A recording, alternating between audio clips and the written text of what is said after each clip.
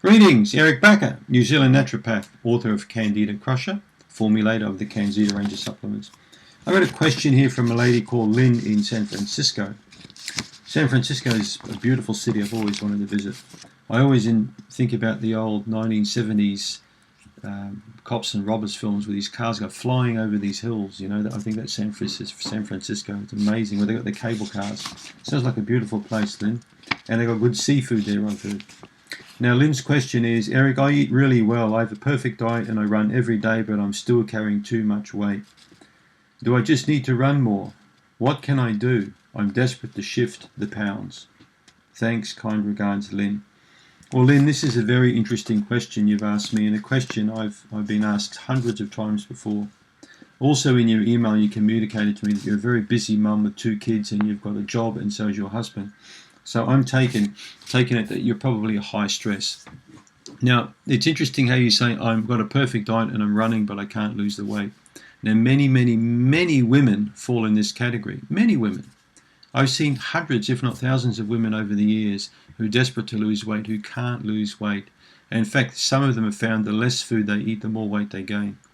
So the very first thing I do is I tell the person to get their scales and throw them off the highest building they can find, okay? So go up to a really big tower and drop the scales, preferably not on top of a fat person, a big person, you'll kill them. But, you know, get rid of the scales, bin them. So I hate people hopping on scales. I don't like it because it becomes an obsession, okay? It becomes an obsession, and all the person will do every day is say, oh my God, I've only lost half an ounce. It doesn't work like that, okay? That's just another stress, and that's what we're going to talk about in this video. One of the key things I'm finding why most women do not lose weight is their elevated cortisol levels or their stress levels. So if you're stuck and you can't lose weight, the first thing I'm going to recommend you do is a salivary cortisol DHEA test, okay? What the hell's that got to do with my weight? I got a big butt and I want to lose it. And I'm not stressed. I'm not stressed. Stop talking about stress. This is what one lady said to me recently. She said, another patient said, I don't like where this is going. I really don't like it. You're prying into my personal life. I don't like this at all. I'm talking to you about losing weight, and all you're talking about is my personal things. Well, hello. You can start seeing what's happening there, can't you? So when people talk to me about their weight, I need to know what type of person I'm talking to. I'm not talking to a robot or some big hunk of machine with pounds that they can just drop off. It doesn't work like that. People think, people feel, people have got emotions. There are reasons why people lose weight and why people gain weight. Now you can look at all the science behind it. You can look at all the biochemical charts, you can look at leptins and all these different hormones that influence weight. They don't count for nothing when it comes to losing weight. All the science in the world has got nothing to do with weight loss, in my opinion. Weight loss means weight gain, and the inability to lose weight means there's an imbalance in your life. An imbalance. Just like a Candida yeast infection, there's an imbalance occurring. There's reasons why. Now, genetics definitely fall on your side. I've seen some patients, for example, from Samoa or the Cook Islands, you know, there could be 300-pound ladies. Well, they're not going to exactly look, you know, they're not going to exactly go down to 100-pound, are they? That's their genetics. So you have to look really at your forebears. Look at your mum and dad. Look at your grandparents. Get a bit of a feel for the family tree. And sometimes you can still lose a hell of a lot of weight, but you're not going to look like a stick insect if your grandmother looks like a whale. Okay, so come on, be honest with yourself.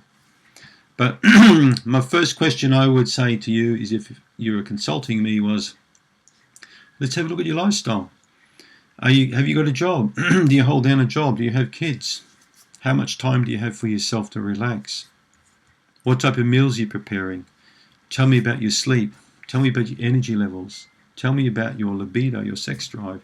Let's look at a lot of other parameters in your life that may account for fatigue, that may account for dissatisfaction and hormonal imbalances that are affecting your ability to lose weight. And usually when we look under the bonnet, if we lift the covers off, we look underneath, we find lots of reasons why people like Lynn cannot lose the weight.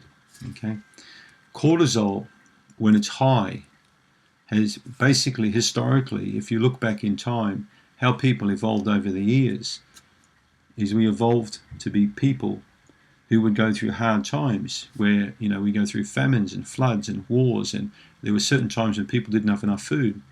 So how the body's designed is if there's not a lot of food around, the stress levels are going to be higher anyway because of those events, and the high cortisol locks the fat down. In case of times when you haven't got that extra food, so you've got that extra body fat to carry you through. It's quite normal for a person to go through a high stress period in their life and find they're either going to lose way too much weight or gain too much weight and can't shed it.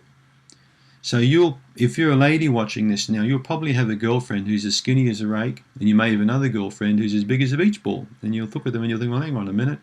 The skinny rake is drinking a lot of beer and eating a lot of pizzas, and how come that? And the other beach ball lady, she's just eating lettuce leaves and going to Weight Watchers, and she can't lose any weight. Look at the personality of both of these ladies.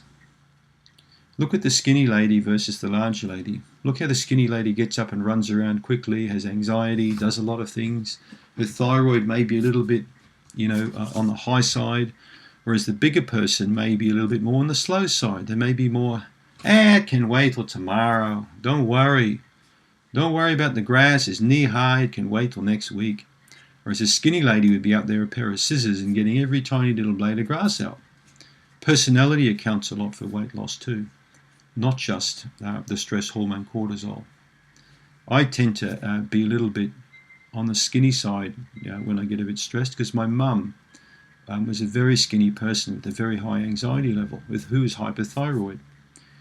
She went through the war. She had some terrible times when she was growing up. Suffered an incredibly stressful childhood. She was always a very skinny person. She could eat like a horse and she could never gain weight. I was like that, especially in my 20s and 30s, but I've mellowed out a bit. And I've learned that when I mellow and relax, I can gain a few more pounds. When I stress out and get anxious with the teenagers and get freaked out about things, I lose a few pounds. So people with anxiety tend to be a bit on the leaner side in general, but not always, than people who tend to be more chilled and laid back. If you want to lose weight, my first thing I would say to you is examine your lifestyle. Even more so than your diet. Diet accounts for weight loss, but I can tell you now, I've seen a lot of people who eat a very low calorie diet and still cannot lose the pound. Do the salivary cortisol test. Make sure it includes DHEAS, so DHEA sulfate, which is the adrenal DHEA. Make also sure you do a thyroid blood panel and get the TSH checked, that's thyroid stimulating hormone, T4, T3, and also get the thyroid antibodies checked. There are two types, anti-TG, that's thyroglobulin, and anti-TPO, that's anti-thyroid peroxidase. So we're paid to do that blood panel and the adrenal salivary test, just to get a bit of a feel for what the hormones are doing.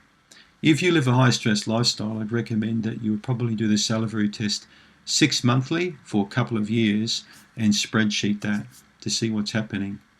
So you're going to have the salivary cortisol done at 8 a.m., 12 p.m., 4 p.m. and 10 p.m. at night. You'll get 4 readings back. And if you're clever, you'll put that on an Excel sheet. You can actually see what's happening there in your life and correlate that with what's happening on a day-to-day basis. I guarantee you, if you can't lose the weight, you're going to have a cortisol problem. Or you'll have genetics not on your side. What does it tell you? It tells you you've got to chill out a lot more. You've got to cut stuff out of your life. You've got to say, no, I can't bake that cake for that school fete. No, I can't take your teenagers to this party. Yes, I'm going to sleep in on Sunday morning. Yes, I'm going to go for walks every day for half an hour, 7 days a week. Go away, leave me alone. I need some privacy, some peace. So it's also good to be a bit assertive and to take time out for yourself. Very, very important, especially if you've got cortisol imbalances. If you've recognized the cortisol imbalances, you've got to improve your sleep and your energy. You've got to make sure there's no thyroid blocks or thyroid issues there, that could be affected. Adrenal problems often account for thyroid problems. Thyroid imbalances often account for inability to gain or lose weight. Very common, very common. Just eat a normal diet like I do, but live a low-stress lifestyle and you watch the weight. You watch the weight. Thanks for tuning in.